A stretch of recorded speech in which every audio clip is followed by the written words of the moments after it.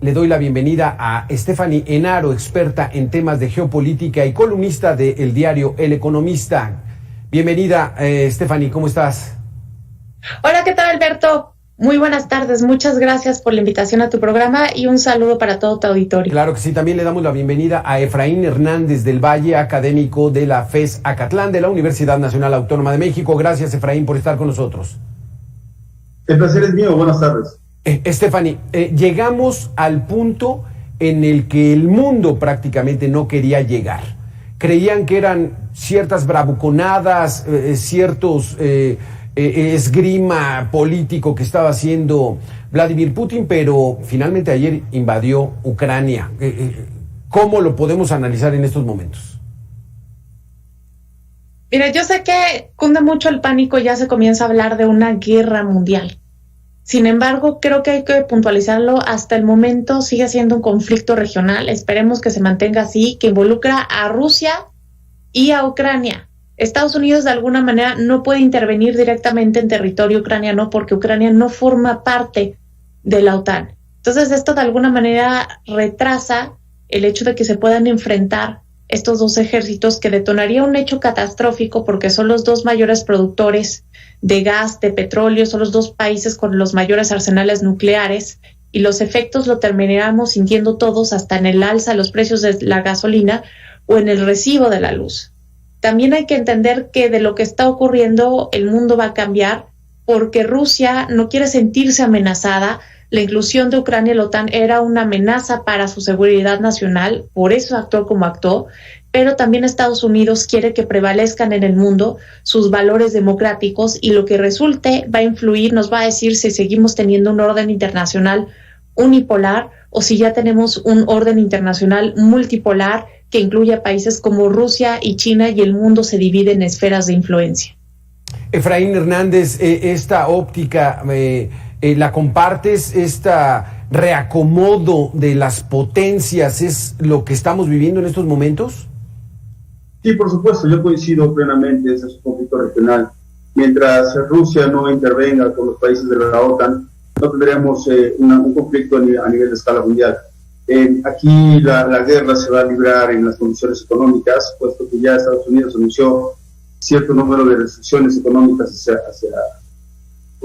hacia Rusia, donde por supuesto que van a modificarse las estructuras geopolíticas y por supuesto las económicas. Sin embargo, mientras prevalezca esta situación de Rusia invadiendo Ucrania en solamente en este pequeño estructura geopolítica, solamente va a quedar ahí, no va a haber más allá. Simplemente Rusia sí tiene que estar preveyendo que exista una intervención rápida, porque no puede hacerla tan rápida, tan a largo plazo, puesto que las condiciones económicas se lo impedirían, aparte de la presión internacional y por supuesto la local. Stephanie, digamos que esta dinámica, este mecanismo que está utilizando Rusia, pues es, digamos, cosa del pasado, ¿no? O sea, la fuerza física, la fuerza militar, creíamos que ya la habíamos pasado y que íbamos a vivir guerras plenamente comerciales, pero Rusia está tratando de recomponer entonces esta situación. ¿Y qué papel juega China en estos momentos? Rusia está de alguna manera intentando posicionarse como el heredero legítimo de la Unión Soviética, mostrando este poderío, diciendo que de alguna manera está de regreso en la escena mundial. Y China, en este nuevo orden internacional que quiere configurar, se está aliando con aquellos que puedan ayudarles a hacer un contrapeso en contra de Estados Unidos, no solamente con Rusia, también lo hemos visto, por ejemplo, los acercamientos que ha tenido con Irán y los ejercicios militares que han llevado a cabo en el Golfo Pérsico. Nos habla de que el mundo está cambiando y que de alguna manera lo que ocurre en Ucrania va a mandar un mensaje, porque el armamento militar de Rusia es muy superior al de Ucrania, y como bien lo decía Efraín, este conflicto no puede durar mucho tiempo, y yo creo que probablemente en un futuro próximo podamos ver a un gobierno ucraniano en el exilio. Efraín, esta situación quisiéramos entenderla más a profundidad. ¿Por qué no puede durar mucho este conflicto? Es decir, ¿Rusia no tiene los recursos económicos para establecer una guerra larga? Por supuesto que no. Además van a existir ciertas restricciones por las condiciones que ha impuesto Estados Unidos. Sí, tiene reservas internacionales, pero no le durarían mucho. Además de que existen posiciones de hidrocarburos. Ya vi que a mi derecha tiene que salir adelante. Además, no tomemos en cuenta que también va a haber bajas rusas, y eso también influye dentro de la conducción interna de ese país. Es decir, entrar a una guerra no es solamente un juego de niños, o sea, hay muchas condiciones en juego, la económica, la política y la social, y también al interior de Rusia. Si bien Putin es un representante bastante carismático, en algún momento va a tener que dar cuenta sobre las muertes rusas, y por eso tiene que ser una escalada rapidísima en donde pueda haber una posible anexión de una guerra relámpago, para que no existan estos bloqueos comerciales, estos bloqueos económicos, más las posibles repercusiones internas y externas que habrá en Rusia, por supuesto. Estefaní, no sé si pudiéramos definirlo, pero ¿cómo es la conformación geopolítica en estos momentos? Antes de pensar que pueda cambiar por esta invasión de Rusia a Ucrania, ¿cómo se encuentra el mundo? ¿Una superpotencia, Estados Unidos, a punto de ser rebasada económicamente por China? Platícanos. El orden internacional que se formó después de la Guerra Fría. El mundo tiene una superpotencia que es Estados Unidos, y de alguna manera sus valores son los que se han convertido en universales. Con este cambio ya no va a haber tal vez valores universales, y van a empezar a imperar otro tipo de culturas, como puede ser la China, porque esto es algo que ya China tiene estipulado desde hace mucho tiempo y que le conviene perfectamente bien lo que está ocurriendo con Rusia. Ahora también estamos viendo una OTAN que de alguna manera vuelve a encontrar una razón de ser. Después de la Guerra Fría ya no tenían muy claro por qué existir, porque ya no había Unión Soviética. Lo que ocurre ayer les vuelve a dar una razón para existir y los vuelve a unir en contra de un enemigo común, que es lo que generalmente une a las personas y a los países. Ok, Efraín Hernández, y entonces digamos que por la fuerza militar Rusia quiere hacerse presente, estar en el concierto internacional, que lo consideren una potencia. ¿Será esa la intención o son intenciones personalísimas de su presidente, por decir algo, que tenga él ideas más allá de la simple conformación geopolítica? Es que en realidad ese es el leitmotiv de Putin. Esa era la condición personalísima de él al reorganizar el concierto mundial en torno a ser el heredero de la ex Unión Soviética. Hay que recordar que el ejército ruso viene conformándose y viene profesionalizándose desde hace 20 años, o sea, no es un sueño que tuvo en una noche de verano Putin para invadir, no, se vino preparando desde hace tiempo, y él quiere mantener esa condición de equilibrio mundial con los Estados Unidos al estilo de la Guerra Fría, en tanto la potencia que pueda tener Rusia con el ejército, con las condiciones económicas, con sus aliados, al estilo del Pacto de Varsovia, ¿no? En donde, como bien lo mencionaron, existe la OTAN por un lado y el equilibrio mundial que quiere mantener Rusia y Putin, en tanto su propia estructura, con su ejército y con su economía, es darle ese equilibrio en el orden mundial. Estefaní, pero esta situación no pone mayor atención a que pudiéramos estar en más peligro por la cuestión personalísima de Vladimir Putin de tratar de imponer a la fuerza esta nueva conformación del concierto internacional? Me parece que no, porque Rusia no tiene el poderío económico para realizar eso.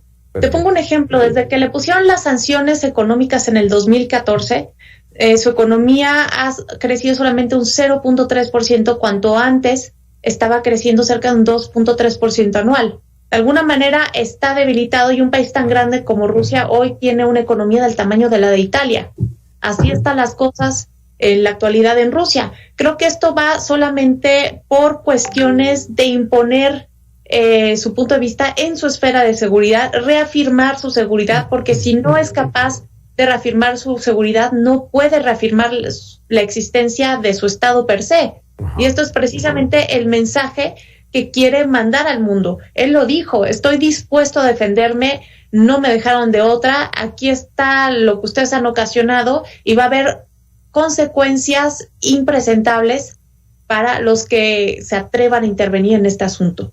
Entonces, eso, Stephanie, pues nos da, digamos, al resto del mundo un poco de tranquilidad, ¿no? Es una situación, digamos, regional, que difícilmente podría escalar. ¿Así es, Efraín? No, pero militarmente sí, por supuesto, eso es lo que esperamos todos, que en esta condición de medir fuerzas militarmente se quede en esa escalada regional, pero en este mundo globalizado, por supuesto que todas las acciones que se tomen van a tener repercusiones en todas partes del mundo. Lo estamos viendo ahora con el precio del petróleo, con el precio del gas, con el aumento del precio de la electricidad eventualmente, más los granos, más los vegetales. Es decir, no existe una condición que ocurre en este mundo ahora que no repercute en todo el globo. Sí. Esperemos y que ojalá sea así, que solamente se quede la condición militar y el ejercicio de la fuerza militar en una condición regional, pero económicamente va a afectar a todas las partes del mundo. Eso es innegable. No va a haber una sola posición que podamos nosotros creer que no vaya a afectar. Por supuesto que sí, es siempre que existe una relación de ejercicio de la fuerza en alguna parte del mundo, siempre hay una repercusión de alguna índole, ya sea económica, política, social, y en este caso va a ser, por supuesto que económica en primer plano. Después vendrán las condiciones sociales y eventualmente las políticas en un nuevo orden mundial. Stephanie Naro, como última pregunta, en estos momentos no hay elementos que nos permitan leer que la potencia económica china pudiera sacar algún tipo de beneficio o de tajada en este conflicto. Bueno, tenemos dos, que es el convenio comercial que firma con Gazprom un día antes de los Juegos Olímpicos, para asegurarle un ingreso a Rusia, y también cómo ha estado manejando su diplomacia. Ha estado manejando con mucha cautela, sí reconociendo las necesidades de seguridad a Putin, pero también llamando a todas las partes a la cordura y a pedirle a Estados Unidos que no le eche leña al fuego. Creo que esas son las ventanas de oportunidad que China está sabiendo consolidar, aparte de que este conflicto debe ser entendido en un contexto más grande, en donde las democracias liberales están en problemas, están floreciendo las autocracias, 1/3 de la población mundial vive bajo un régimen autocrático y ya las democracias más fuertes del mundo ya no lo son. Tenemos que de alguna manera, de acuerdo al último índice de Economist, Francia ya no es una democracia plena, Estados Unidos tampoco lo es, y México nos fue peor, somos un régimen híbrido. Entonces, en ese contexto es donde debe leerse este conflicto, porque tiene olas geopolíticas que van a durar muchísimo tiempo después de que este conflicto haya pasado. ¿Por qué se está derivando este nuevo modelo de gobierno en el mundo? Cuando al caer el muro de Berlín, al desaparecer la Unión Soviética, pues parecía que Occidente ya iba a implantar por muchos años el modelo democrático y de libre empresa, el capitalismo, por así llamarlo. Entonces, ¿a qué se debe, Efraín, que estamos yendo hacia ese tipo de gobiernos? Es que estamos confundiendo democracia con el liberalismo y con populismo. Lo que se ha implantado en la mayor parte de los países de Latinoamérica y en algunos países de Asia y de África es por supuesto el populismo, sí, en donde el Estado quiere resolverlo todo, quiere estar en contacto con las bases, con los menos favorecidos. Sin embargo, hay un problema, que a estos gobiernos se les ha olvidado la clase media y la clase alta, sí, esa clase social que también debe ser gobernada y también debe ser volteada a ver. Ese es el problema, que nosotros en en estas regiones, en este nuevo orden mundial, se han olvidado de esas clases que también deben ser gobernadas. Entonces, por eso se está volteando ya a ver estas condiciones de política mucho más tendientes hacia la derecha y menos tendientes hacia la democracia y hacia la socialdemocracia. Y entonces ese es donde tenemos esa ruptura política y social en estos países que tendían hacia la democracia. Qué interesante, qué interesante. Muchísimas gracias, Stephanie Enaro, por habernos dado tus conceptos. Efraín Hernández también. Nos queda más claro cuál es el meollo, cuál es la sustancia de este conflicto, y vamos a estar muy al pendiente y esperemos seguir teniendo comunicación con ustedes. Gracias por haber estado con nosotros. Gracias a ti, Alberto. Muy buenas tardes. Gracias, Stephanie. Gracias, soy yo. Hasta luego. Vamos a hacer una pequeña pausa.